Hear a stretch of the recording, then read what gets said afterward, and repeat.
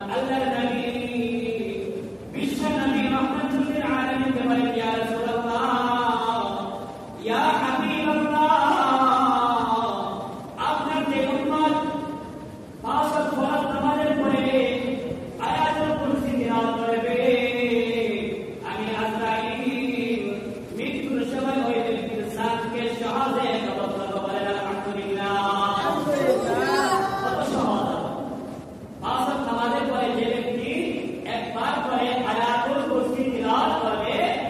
আজরাইল আলাইহিস সালাম মৃত্যুর আগে আমাদের নবীকে জানায়া দিয়েছেন হে আল্লাহর হাবিব প্রিয় নবী